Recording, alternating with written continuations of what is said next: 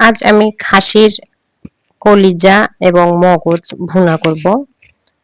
তো কি প্রসেসিং এ করছি একবার দেখে নেই। ভিডিওটি পুরোটাই দেখতে হবে।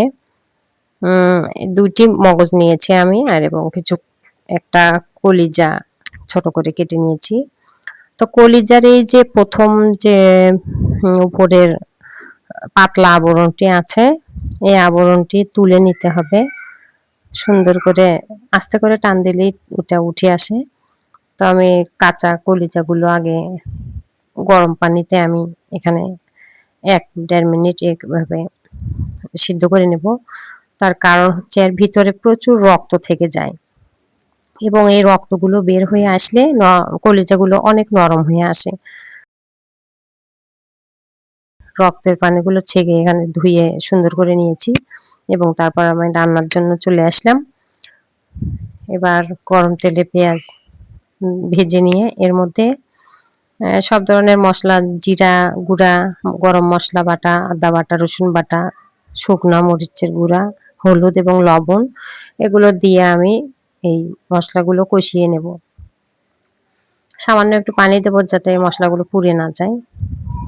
এখন ২টি তেজপাতাও দিয়ে দেব এর মধ্যে।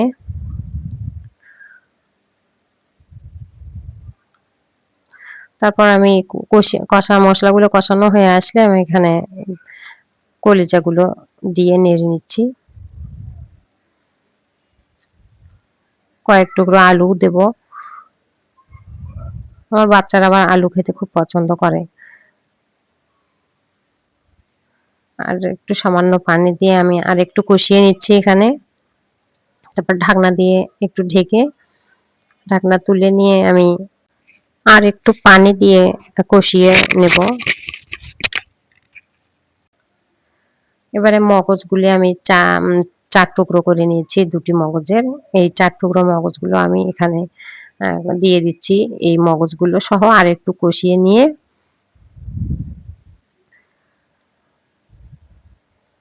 ঢাকনা দিয়ে ঢেকে দেব। কিছুক্ষণ পর এসে আমি আবার সিদ্ধর জন্য পানি দিয়ে দেব। এবার একটু বেশি করেই পানি দিতে হবে যেহেতু সিদ্ধ হতে হবে।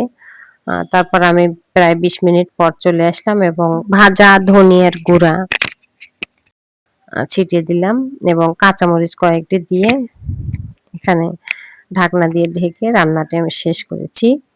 এবার ঢেলে নেওয়ার পালা। দেখুন কত সুন্দর হয়েছে রান্নাটি। এভাবে আপনারাও ট্রাই করবেন। আল্লাহ হাফেজ।